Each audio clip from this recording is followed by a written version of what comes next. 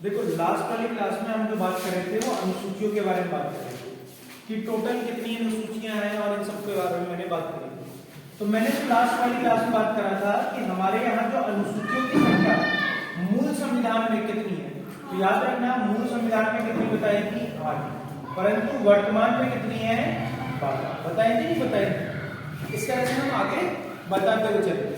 तो मैंने आपको क्या बताया था, पहली अनुसूची में क्या बताया था, संघ एवं राज्य क्षेत्र। क्या बताया था, संघ एवं राज्य, पहला ये बताया था।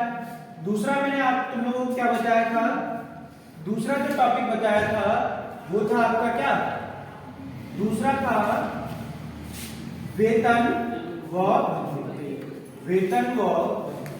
किस किस का इसमें मैंने बताया था उल्लेख नहीं किया गया, तो 2 लोगों का इसमें उल्लेख नहीं किया गया। तीन लोग, कौन कौन, राष्ट्रपति, उपराष्ट्रपति और राज्यपाल के इनमें पद का उल्लेख नहीं किया गया।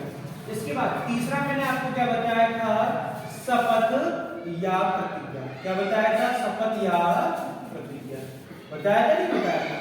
इसके बाद अगला मैंने आप लोगों को चौथा जो टॉपिक बताया था वो कौन सा बताया था, ठीक है, चौथा मैंने बताया था राज्यसभा में सीटों का आवंटन।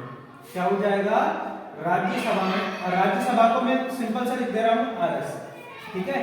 राज्यसभा में सीटों का आवंटन किसके आधार पर किया जाएगा, सीटों का आवंटन ये किसके आधार पर किया जाएगा, ये याद रखना जनसंख्या के आधार पर सीटों का आवंटन किया जाएगा। अमन, राज्यसभा में सीटों का जो आवंटन किया जाएगा वो किसके आधार पर किया जाएगा, जनसंख्या के आधार पर किया जाएगा। पहला इतना मैंने बताया था नहीं बताया था। और सबसे ज्यादा जो जनसंख्या में सीटें आती हैं वो कहां से आती हैं, तो याद रखना कहां से आ जाएंगे, यूपी से, क्योंकि सबसे ज्यादा जो पॉपुलेशन है वो कहां रहती है, उत्तर प्रदेश में, इसलिए सबसे ज्यादा ये चीज आप लोग याद रखना। इसके बाद पांचवा मैंने आपको क्या बताया था, एससी और एसटी का प्रशासन। कौन सा प्रशासन, एससी और एसटी का प्रशासन। क्या हो जाएगा, एससी एसटी का प्रशासन। बताया था नहीं बताया था कि एससी और एसटी का प्रशासन किस प्रकार से किया जाए, ये यहाँ पर बताया गया। इसके बाद छठा मैंने बताया था एसटी का प्रशासन, और वो भी कहां का, AMTM, असम, मेघालय, त्रिपुरा, मिजोरम, इन क्षेत्रों में किस प्रकार से क्या करा जाएगा, सीटों का आवंटन किया जाएगा। तो टोटल कितनी जगह बताई थी, 4। कौन कौन से स्टेट बताए थे, असम, मेघालय, त्रिपुरा, मिजोरम। सिर्फ पश्चिम बंगाल को हटा दो तो यही क्या हो जाएंगे आपके, पश्चिम बंगाल को हटाने के बाद जो बांग्लादेश के सीमा साझा करने वाले होते हैं वो होते हैं। बताया था उसने, नहीं बताया था, तो ये चीज याद रखना। इसके बाद सातवां मैंने आपको क्या बताया था, सातवां मैंने आप लोगों को बताया था कि कौन सी चीज बताई थी, सातवें में मैंने अनुसूचियां, सातवीं अनुसूची में मैंने बताया था सूचियां।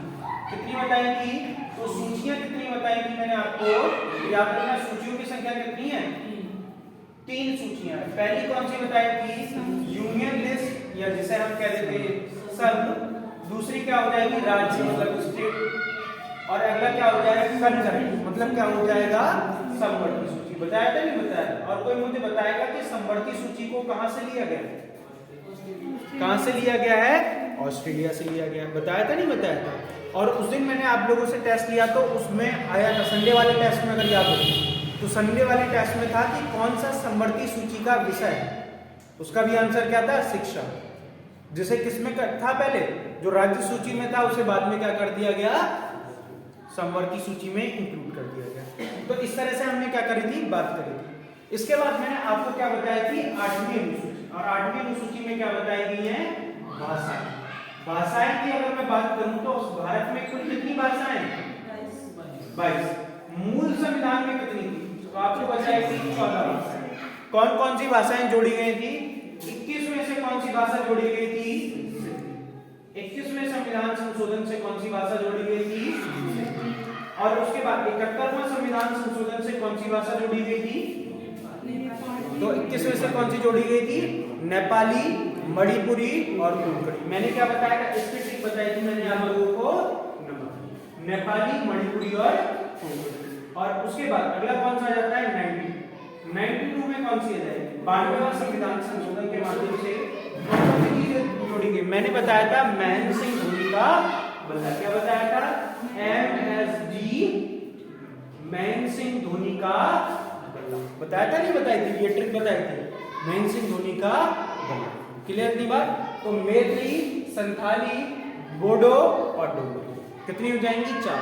तो पहले कितनी थी 14 और 8 कितनी हो गई 14 और 8 आपकी भाषाएं कितनी हो गई याद रखना 22। इतना क्लियर। इतना मैंने लास्ट वाली क्लास में आप लोगों को बता दिया। इसके बाद अगला पॉइंट जो हमारा बनता है कि एक क्वेश्चन पूछा जाता है कि बताओ 8वीं अनुसूची में कौन सी भाषा सम्मिलित नहीं। तो लिख लो, नोट करके लिखना मोस्ट इंपॉर्टेंट पॉइंट 8वीं अनुसूची में अंग्रेजी भाषा सम्मिलित नहीं। याद रखना कौन सी भाषा नहीं है 8वीं अनुसूची में, तो कौन सी भाषा हो जाएगी लिख लो 8वीं अनुसूची में अंग्रेजी भाषा सम्मिलित नहीं। कौन सी भाषा अंग्रेजी भाषा सम्मिलित नहीं। लिखो इस पॉइंट को, एक मिनट रुक जाओ।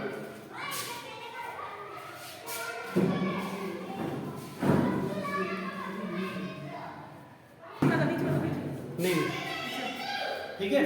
तो अब जो हम बात कर रहे हैं वो कौन सा हो जाएगा अंग्रेजी। मैंने आप लोगों को क्या बताया था पॉइंट कि अंग्रेजी भाषा को 8वीं अनुसूची में सम्मिलित नहीं किया गया। ठीक है, याद रखना ये पॉइंट इंपॉर्टेंट है। अंग्रेजी भाषा को किसमें सम्मिलित नहीं किया गया है 8वीं अनुसूची में सम्मिलित नहीं। 22 भाषाएं तो है पर इसमें कहीं पर भी अंग्रेजी का उल्लेख नहीं किया गया। क्लियर नहीं बात। यहाँ तक किसी को कोई दिक्कत तो पूछो, फिर आगे बढ़ते हैं।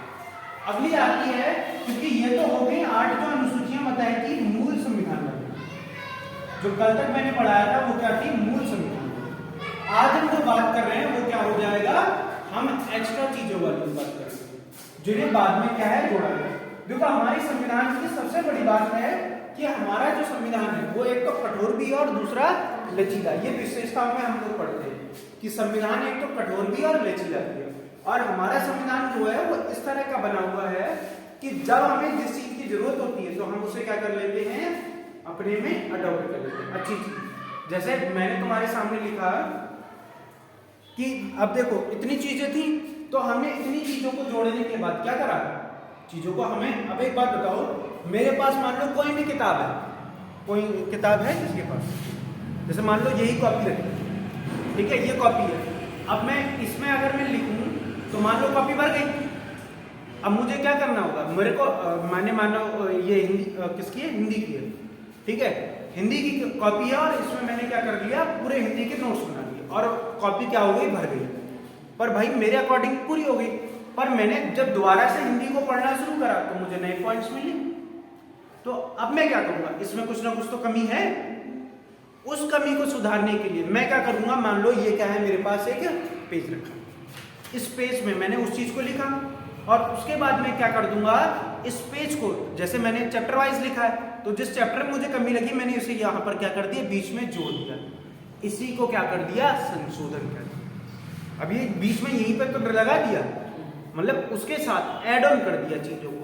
अब मुझे पढ़ना होगा तो उसी के साथ तो पढ़ूंगा, अब मैं पीछे जोड़ूंगा, यहाँ पे भाई साहब मैं पीछे से जोड़ूं, फिर मैं आगे देखूं और पीछे देखूं, तो इसका कोई मतलब नहीं बनता। इसलिए क्या कर दिया गया, संविधान संशोधन कर दिया गया और चीजों को जोड़ा गया।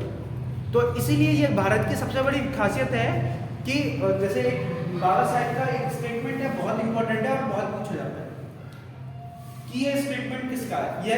ये पूछ लेता है पॉलिटी में, जब हम पीसीएस वगैरह की तैयारी करते हैं तो वहां पर ये क्वेश्चन आता है कि ये किसने कहा डैश कि भारतीय संविधान उधार का थैला परंतु उसे अच्छी तरह एक माला में पिरोया।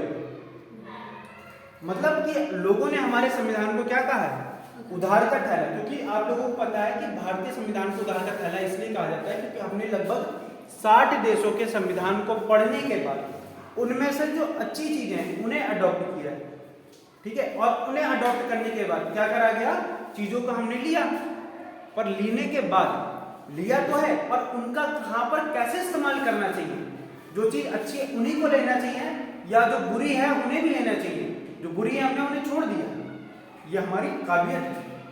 अभी बताओ, तुम मैं मान लो किताब लिख रहा हूँ और मेरे सामने क्या है, तुम सब लोग, मुझे तुम में से कुछ ना कुछ थोड़ा थोड़ा लेना है सबसे। हो सकता है मैं भाई सब किसी की अच्छाई ले लूँ, किसी की बुराई ले लूँ, पर हमारे जो कॉन्स्टिट्यूशन निर्माता थे या जो विद्वान थे, उनने सिर्फ और सिर्फ क्या ली, अच्छाई ली, जिससे भारतीय जनता का क्या करा जा सके, ज्यादा से ज्यादा लाभ पहुंचाया जा सके या ज्यादा से ज्यादा क्या हो सके, लाभ हो सके। यह हमारे संविधान की विशेषता है। तो इसलिए जो कमियां रह गई उन्हें समय, क्योंकि जैसे अगर आप देखोगे तो उस समय का दौर कुछ और था और वर्तमान का दौर क्या है, कुछ और है।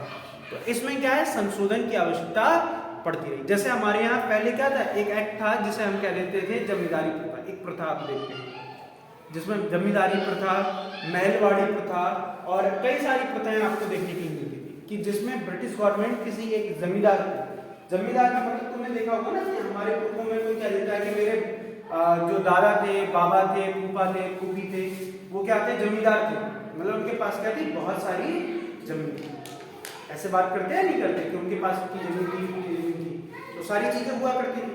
तो उन चीजों को मेंटेन रखने के लिए, क्योंकि गवर्नमेंट जो ब्रिटिश गवर्नमेंट थी, मैं थोड़ा सा यहाँ पे हिस्ट्री का बात कर रहा हूँ। ब्रिटिश गवर्नमेंट सीधे सीधे क्या नहीं करती थी, भारत से पैसा नहीं लिया करती थी। वो क्या करती थी, भारतीय जनता से डायरेक्ट पैसा ना लेकर वो क्या करती थी, एक जमींदार को नियुक्त करती थी। और वो जमींदार कौन हुआ करता था, भारतीय होता था। अब एक बात बताओ, जब तुम्हारा शोषण सीधे सीधे कौन करेगा, ब्रिटिश सरकार करेगी, तो क्या होगा, दिक्कत किसके, तुम किसके प्रति आक्रोशित होगे, ब्रिटिश सरकार के प्रति। अब ब्रिटिश सरकार किससे ले रही है, जमींदारों से, और जमींदार किससे ले रहे हैं, तुमसे। अब ब्रिटिश सरकार ने जमींदार से कितने लिए, मान लो 12 रुपए लिए, पर जमींदार क्या करता था, वो 12 रुपए की जगह कितने लेता था, 30 रुपए लेता। ब्रिटिश गवर्नमेंट ले कितनी रही थी, 12 रुपए जमींदार से, पर जमींदार अपना फायदा देखने के लिए क्या कर रहा था, 30 रुपए ले रहा था, मतलब जनता से क्या कर रहा था, महंगा ले रहा था। इसीलिए क्या करता है, आज जो गवर्नमेंट की सबसे बड़ी मुझे खासियत लगती है कि उनने बीच में जो दलाल है, जो बिस्पई जिसे क्या देते हैं, उन्हें खत्म करने का काम कर दिया। सीधे जनता और उनके बीच में क्या रहेगा, कॉन्ट्रैक्ट। इसलिए आज तुम देख लोगे कि जब भी कोई विरोध होता है तो सीधे सीधे सरकार के विरोध में होता है, किसी एक विशेष समुदाय के विरोध में नहीं होता। पहले उन्होंने क्या करा, जमींदारों को बीच में लिया, तो जो जनता थी वो किसका विरोध करेगी, जमींदारों का विरोध करेगी। अब बचा कौन रह जाएगा, ब्रिटिश गवर्नमेंट रह जाएगी, अंग्रेज बचे रहेगा। तो ये पॉलिसीज को लेकर है, जिसे कहा जाता था जमींदारी प्रथा। और जमींदारी प्रथा में क्या होता था कि जमींदारी प्रथा में ये इससे लेता था और ये इससे लेता था, और जमींदार क्या करते थे, जनता का शोषण करते थे। इसलिए जो हमारे यहाँ एक संविधान संशोधन कराया गया, जिसे कहा जाता है नवा संविधान।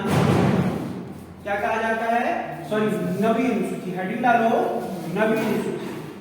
और इसके लिए नवी अनुसूची जो आई वो किसके लिए आई, भूमि सुधार के लिए, नवी अनुसूची। और नवी अनुसूची में क्या बताया गया, भूमि सुधार व जमींदारी उन्मूलन। जो जमींदारी प्रथा थी उसका क्या कर दिया गया, अंत कर दिया गया, जमींदारी। और ये कब किया गया था, क्वेश्चन ये ऐसे आया था कि नवी अनुसूची को कब जोड़ा गया था, तो याद रखना है इसे कब जोड़ा गया था, प्रथम संविधान संशोधन या पहला संविधान संशोधन कब हुआ है, पहला संविधान संशोधन 1900 कितना हो जाएगा, क्या, ये क्वेश्चन पूछा गया। और याद रखना यूपीएसआई के मेरे पेपर में आया था कि पहला संविधान संशोधन किस प्रधानमंत्री के समय पे हुआ था, तो याद रखना इस समय पीएम कौन थे, तो याद रखना पीएम थे इस समय के JL Nehru. Most important question है, इस समय के भारत के प्रधानमंत्री कौन थे, पंडित जवाहरलाल नेहरू, भारत के क्या रहे थे इस समय, प्रधानमंत्री रहे थे। क्लियर इतनी बात। जब ये जमींदारी उन्मूलन जैसे कॉन्सेप्टों को लाया गया तो इसमें कुल कितने सब्जेक्ट थे, तो विषय लिख देना, विषय उस समय जब इसे लाया गया था प्रारंभ में तो कितने विषय थे, मात्र 13 विषय, या कहें सब्जेक्ट कितने थे, 13 थे। पर वर्तमान में कितना है, तो वर्तमान में लिख लो 284 सब्जेक्ट। वर्तमान में इनमें जो बात करी जाती है वो कितने सब्जेक्टों पर करी जाती है, 284 सब्जेक्टों पर बात की। ठीक है, अब देख लो यहां से लेकर यहां तक पहुंचा है। तो क्वेश्चन एक बार ये पूछा गया कि सबसे ज्यादा जो जमींदारी उन्मूलन या 9वीं अनुसूची में संशोधन किए गए वो किस प्रधानमंत्री के समय पर हुए, तो लिखो सबसे ज्यादा 9वीं अनुसूची में संशोधन 9वीं अनुसूची में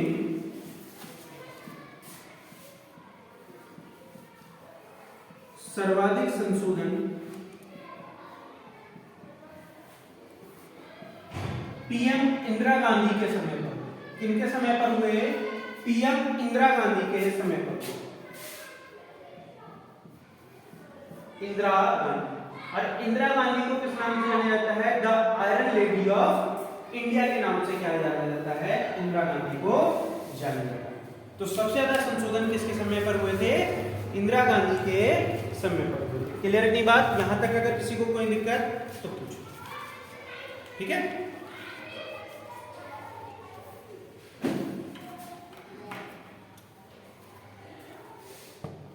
ठीक है, और किसी को कोई दिक्कत तो ये 9वीं अनुसूची होगी। अब आती है मोस्ट इंपॉर्टेंट अनुसूची, इतना नोट हो गया बेटा, नहीं हुआ तो बेटा तो बाद में देखिएगा। ठीक है, ये उस पर डाल दूंगा तब लिख लीजिए आगे से। अगली देखो, अगली अनुसूची कौन सी आ जाती है, 10वीं अनुसूची। कौन सी आ जाएगी, 10वीं अनुसूची। और 10वीं अनुसूची बहुत पूछी आती है, कौन सी जाएगी, 10वीं अनुसूची। और 10वीं अनुसूची कौन सी है, इसे कहा जाता है दल बदल कानून। क्या हो जाएगा, दल बदल कानून। ठीक है, कौन सी जाएगी, दल बदल कानून। और इसे जो लागू किया गया था वो कब किया गया था, इसे 1985। कौन सा संविधान संशोधन था, इसे जब जोड़ा गया तो वो कौन था, 52वां संविधान संशोधन अधिनियम। कौन सा संविधान संशोधन अधिनियम था, 52वां संविधान संशोधन अधिनियम। कौन सा हो जाएगा, 52वां संविधान संशोधन अधिनियम। और इसे कब जोड़ा गया था, याद रखना 1985। इनका मेन उद्देश्य क्या था, 52वें संविधान संशोधन का मेन उद्देश्य था कि जो पार्टियों को चेंज कर रहे थे लोग, इस समय क्या हो रहा था कि कोई भी पार्टी जब बन रही होती थी तो वो बिना बहुमत पे आकर भी क्या करता था, आज की जैसे सत्ता में आ जाते हैं वैसे उस समय भी हो रहा था। तो इसलिए क्या है, इस समय प्रधानमंत्री थे, पीएम कौन थे, राजीव गांधी। लिख लो कौन थे इस समय पीएम, राजीव गांधी। राजीव गांधी इस चीज को समझते हैं और उन्होंने एक विधेयक लाया जिसे क्या कहा जाता है, दल बदल कानून। जैसे मैंने कहा एक पार्टी है ए और दूसरी पार्टी है बी और तीसरी पार्टी है सी। ठीक है, कितनी पार्टियां हो गई, 3 पार्टी। और टोटल कुल सीटें कितनी है, कुल सीटें हैं 100। कितनी हो जाएंगी, 100 सीटें। कितनी सीटें हो गई, 100 सीटें। अब ये क्या करते थे, जैसे इलेक्शन हुए और इलेक्शन के बाद मानो इसे कितनी सीटें मिली, 48। ठीक है, मानने के लिए कह रहा हूं, इसे कितनी मिली और इसे कितनी मिली, यहां से 2 रह गए, यहां से 3 रह गए, 5, और ये इसे कितनी मिल जाएंगी, 6, क्योंकि अच्छा 101। ठीक है, कितनी सीटें, 101। तो बहुमत के लिए कितनी सीटें चाहिए होती हैं, 50 प्लस 1, ये परसेंटेज में होता है। ठीक है, और भाई साहब ये क्या होता है, 51% चाहिए होती है, 50 प्लस 1, तो 50, 101 का 50 कितना हो जाएगा, 55। अब ऐसा तो है नहीं कि एक इंसान को काट दोगे। ठीक है, 50 पॉइंट कुछ होगा, 50.5 होगा नहीं होगा, भाई साहब इंसान को थोड़ी ना काट दोगे। तो सीधे सीधे लिख देना, बहुमत के लिए कितनी चीज चाहिए होगी, 51 की जरूरत होगी। ठीक है, तो अब क्या होता था कि यहां पर क्या था, इसको कितनी मिली सीटें, 48। इसको कितनी मिली है, इनको कितनी मिली। अब देखो बहुमत के लिए किसको चाहिए, अपोजिट पार्टियां कौन है, ये 2। ये कौन है, ये बीच में आके कोई बीच वाली पार्टी होगी। और भाई साहब यहाँ पर क्या हो गया कि अब यहाँ पर क्या होता था कि ये जो पार्टियां थी ये क्या करती थी, इनसे संपर्क साधती थी, क्योंकि अगर ये जिस तरफ चले गए या ये जिस तरफ चले गए, देखो अगर ये 6 इधर जोड़ दें तो कितने हो जाएंगे, 54, बहुमत मिल गई। और अगर ये यहाँ जुड़ गए तो कितने हो जाएंगे, 53, तभी बहुमत हो गई। तो अब क्या करा जाता था, तो इसलिए क्या करा जाता था, संपर्क साधा जाता था। और संपर्क साधने के लिए अब इन्हें क्या किया जाता था, पैसा दे दिया। मान लो ए ने क्या करा, सी को ऑफर दिया, ऐसा है कि तुम 6 लोग 6 के 6 पार्टी मेरी पार्टी में आ जाओ और मैं तुम्हें क्या करूंगा, 6 करोड़ रुपए दे दूंगा, मतलब सबको ऑफर दे दिया, कुछ भी दे दिया, मैं एग्जाम्पल के लिए तो ऑफर दिया, ठीक है। तो ये ए और सी ने मिलकर क्या बनी, सरकार बनी। क्या बनाई, ए प्लस सी ने मिलकर क्या बनाई, सरकार। कितने हो गए, 54 सरकार बनाई, सारी चीज टूटी। पर इनने क्या करा, डिसाइड हो गया।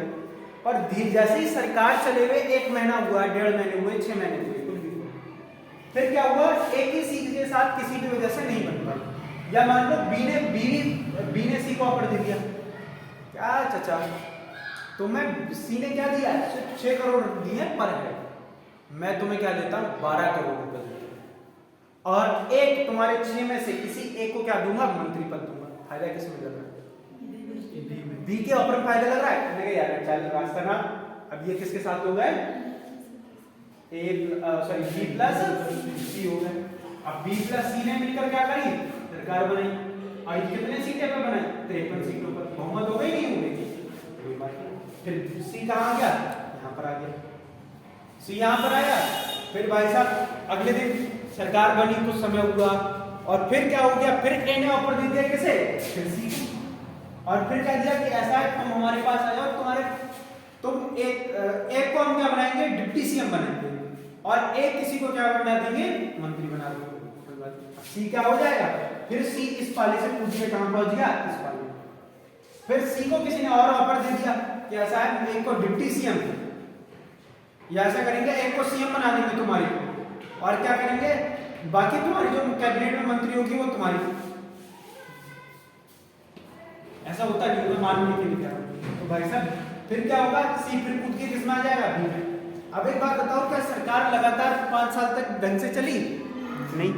क्या जनता के यहाँ पर कानूनी कार्रवाई हो पाई, जनता की सुनवाई हो सकी, नहीं। तो इन सब चीजों से बचने के लिए ये सरकार बनाना और गिराना, ये कुछ चंद लोग किसके हाथ में आ गए थे, इनके हाथ में आ गए। तो भाई साहब इनसे बचने के लिए क्या करा गया, कानून लाया गया, दल बदल कानून, क्योंकि ये जरा से मुट्ठी भर नहीं है, और ये क्या कर रहे हैं, इधर उधर घूम रहे हैं, और पूरी सरकार गिरा जा रही है। तो इसके लिए क्या लाया गया, 52वें संविधान संशोधन के माध्यम से एक कानून लाया गया। अभी बेटा ये समझाने के लिए एक कानून लाया गया, और कानून में क्या कहा गया कि बेटा जितने भी हैं कम से कम 1/3 सदस्य क्या जाने चाहिए, एक साथ जाने चाहिए। कितने सदस्य एक साथ जाने चाहिए, 1/3 सदस्य एक साथ जाने चाहिए। किसमें कहा गया, 52वें संविधान संशोधन। क्या कहा गया, 1/3 सदस्य। अगर मान लो कोई पार्टी के 1/3 सदस्य जाते हैं तो उनकी सदस्यता रद्द नहीं की जाएगी। इसके अलावा अगर किसी को वो करा जाएगा तो उनकी सदस्यता क्या कर दी जाएगी, रद्द कर दी जाएगी। और ये जो सदस्यता रद्द करने का जो अधिकार है वो किसके पास है, तो याद रखना वो किसके पास हो जाएगा, ठीक है, संसद सॉरी लोक प्रश्न दल के सभापति के पास होगा। चलो कोई बात नहीं, इतनी चीज हो गई। अब पहले क्या कर रहे थे, एक एक दो लोग जा रहे थे, अब क्या हुआ, अब पूरी की पूरी पार्टी चली जा रही, ठीक है। 1/3 का मतलब 1/3 हो गए, और सब क्या हो गया, वो टूट के चल दिए। तो फिर भाई फिर परेशान। अब क्या करा गया, फिर एक नया संशोधन करा गया, और एक नया संशोधन करा गया कौन सा, फिर 91वां संविधान संशोधन। फिर कौन सा करा गया, 91वां संविधान संशोधन। और 91वां संविधान संशोधन कब हुआ, 2003। कब हुआ, 2003। फिर इन्हें क्या कर दी, इसकी जगह को 1/3 को छोड़कर कितना कर दिया, 2/3। अगर कोई अपनी पार्टी में जाएगा तो कम से कम कितने सदस्यों को लेकर जाएगा, 2/3 सदस्यों को उसे क्या करना होगा, लेकर जाना होगा। अगर 2/3 से कोई कम जाता है तो उसकी पार्टी का जो सदस्यता है वो क्या कर दी जाएगी, रद्द कर दी जाएगी। ये कानून है। तो इसी को क्या कहा जाता है, दल बदल कानून। क्लियर की बात। तो ये आज जो सदस्यता रद्द की गई थी वो इसी कानून के तहत रद्द की गई। हाँ, वो वहां पर ये नहीं था, वो तो ये होता है बहुमत दल के नेता प्रधानमंत्री होता है। अब भाई साहब वो क्या हो रहे हैं, उनकी जो हाई कमांड है या जो भी आला कमांड है उससे कोऑर्डिनेट नहीं बैठ पाते, या लगता है अच्छा काम नहीं कर रहा तो दूसरे को बना लेते हैं, ऐसा वो वहां पर। ठीक है, ये चीज याद रखना। तो इस तरह से यहाँ पर क्या हुआ था, काम हुआ। क्लियर की बात? यहाँ तक बताओ, किसी को कोई दिक्कत है तो पूछो।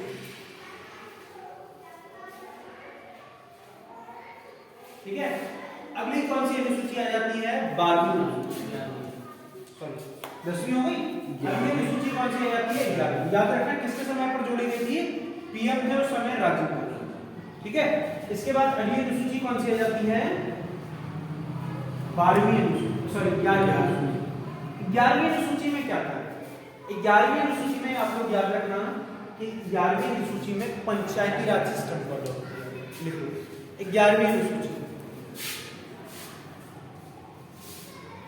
11वीं अनुसूची कौन सा हो जाएगा, पंचायती, क्या हो जाएगा, पंचायती राज, क्या हो जाएगी, पंचायती राज व्यवस्था। जा रहा है सूची,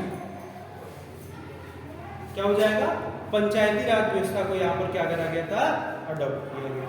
और पंचायती राज व्यवस्था को कब अडॉप्ट किया गया था, तो याद रखना संविधान संशोधन हो जाएगा, 73वां संविधान संशोधन। कौन सा हो जाएगा, 73वां संविधान संशोधन अधिनियम। ठीक है, एक्ट की बात कर रहा हूं। और ये कब आया था, 1990, और इसे लागू कब किया गया, तो 1993। इसीलिए मैं क्या कहता हूं कि ये चीज आप लोग याद रखें। और स्पेसिफिक इसे जो लागू किया गया था वो कब किया गया था, तो याद रखना कब लागू किया गया था, 24 अप्रैल। कब लागू किया गया था, 24 अप्रैल 1993 को इसे लागू किया गया। इसलिए 24 अप्रैल को कौन सा दिवस मनाया जाता है, पंचायती राज दिवस मनाया जाता है। कब मनाया जाता है, पंचायती राज दिवस, तो याद रखिए पंचायती राज दिवस कब मनाया जाता है, तो ये कब जोड़ा गया था इसे, इसके तहत ये सब चीजें आपको याद रखना। कब जोड़ा गया था, 1992, पर लागू कब किया गया था, 24 अप्रैल 1993 में से क्या करा गया था, लागू किया गया। क्लियर? इतनी बात यहाँ तक, किसी को कोई दिक्कत तो पूछो। इसके बाद अगर आप लोगों को पता है, एक चीज पूछी जाती है कि 11वीं अनुसूची जो पंचायती राज व्यवस्था है, ये कौन से अनुच्छेद में या कौन से भाग में, कोई बताएगा मुझे, पंचायती राज व्यवस्था कौन से भाग में, भाग 10 है या 9 है,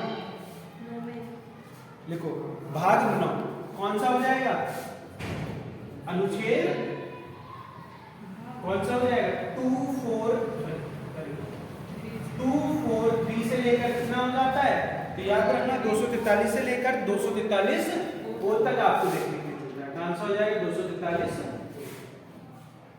ठीक है, और इसके बाद अगला लिखो, इसमें विषय कितने हैं, तो याद रखना इसमें विषय की संख्या कितनी है, 29। ठीक है, कितने हो जाएंगे, 2 और 9 कितने हो जाएंगे, 11। याद रखना, इसलिए 11वीं अनुसूची में कितने सब्जेक्ट हैं, 29 सब्जेक्ट हैं। क्लियर इतनी बात यहां पर याद रखना। और याद रखना ये विषय है, ये निर्धारित कौन करता है, अब तो ये राज्य की क्या करेगी, विधानमंडल निर्धारित करेगा, या कह दे विधानसभा के द्वारा मिलती इसे क्या करा जाता है, डिसाइड किया जाता है। ठीक है, तो याद रखना ये जो सब्जेक्ट है ये कौन डिसाइड करता है, विधानमंडल डिसाइड कौन करता है, क्योंकि पंचायती राज सिस्टम जो अडॉप्ट किया गया वो राज्यों के द्वारा अडॉप्ट किया गया, इसलिए इन पर जो नियम कानून बनाए जाएंगे वो कौन करेगा, विधानमंडल इस पर क्या करेगा, नियम और कानून बनाने का काम। क्लियर की बात, यहाँ तक किसी को कोई दिक्कत, क्या भाग 9 और अनुच्छेद कहां से हो जाएगा, 243 से लेकर 243 तक। ओ का मतलब A B C D E F G H I J K, मतलब ओ के इसमें बात करें तो 15। इसके जो सब क्लॉज हैं वो क्या हो जाएंगे, बेटा ये ए तो खुद है, ए बी सी डी से काउंट करोगे तो इसमें सब क्लॉज की बात करें, सब क्लॉज कितने हो जाएंगे, 15। ओ का नंबर 15 ही तो होता है, तो इस तरह से। ठीक है, ये चीज आप लोग याद रखना। तो टोटल सब्जेक्ट कितने हो जाएंगे, 29। और इसे लागू कौन करता है या इनके विषय को बनाता कौन है, तो याद रखना विधानमंडल। और याद रखना समय समय पर जब भी हो चेंजेस तो ये अलग अलग समय पर चेंज किए जा सकते हैं। किसके द्वारा? उस राज्य की विधान। जैसे यूपी में अगर मैं बात करूं तो भाई साहब यूपी में अगर कोई चेंजेस करने हैं तो जो भी जो है इसमें चेंज क्या कर सकते हैं, चेंजेस कर सकते हैं। इसके बाद अगला आता है 12वीं सूची। 12वीं सूची भी बिल्कुल इतनी खास नहीं है पर याद रखिएगा ये क्या है, 12वीं सूची में नगर निकाय संस्थान, ठीक है 12वीं।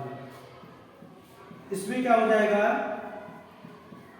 नगर निकाय संस्था क्या हो जाएगी 12वीं सूची में, नगर निकाय संस्था। और इसे भी कब जोड़ा गया था, तो इसके लिए क्या कर लेना, 74वां संविधान संशोधन अधिनियम है। और ये कब लाया गया था, 74वां संविधान संशोधन अधिनियम 1992 में, और इसे भी पारित कब किया गया था 1993 में। इसलिए दो डेट मैंने एक साथ। अगली चीज आती है इसमें सब्जेक्ट कितने, तो इसमें विषय कितने हो जाएंगे, इसमें सब्जेक्ट कितने हो जाएंगे। क्लियर की बात, यहां से किसी को कोई दिक्कत तो पूछो। और इसी के साथ साथ तुम्हारी जो 12 अनुसूचियां हैं वो क्या हो जाती हैं, खत्म हो। क्लियर, यहां तक अगर किसी को कोई दिक्कत है तो पूछ सकते हो, ठीक है। तो मैंने तुम्हें क्या बताया, अनुसूचियों की संख्या कितनी बताई थी स्टार्टिंग में, फिर कितने हो गए थे, ठीक है। और 12 के 12 तुम्हारे सामने। पहली अनुसूची में क्या बताया था, संघ एवं राज्य क्षेत्र, दूसरे में वेतन बनते, तीसरे में शपथ एवं या प्रतिज्ञा, चौथे में राज्यसभा में सीटों का आवंटन, पांचवें में एससी एसटी, छठे में एसटी का प्रशासन एवं टी, और उसके बाद सातवें में सूचियां कितनी, ठीक है। इसके बाद अगला 8वें में भाषाएं कितनी, पहले 14 फिर बाद में 22, ठीक है। संविधान संशोधन। 9वीं अनुसूची भूमि सुधार की जिम्मेदारी, 10वीं 11वीं पंचायती राज, 12वीं नगर निकाय हो गई। 12 के 12 अनुसूचियां याद कर ली, बहुत डायरेक्ट पूछी जाती है इसलिए, ठीक है। चलो फिर इतने ही रखते हैं, फिर अब नेक्स्ट क्लास में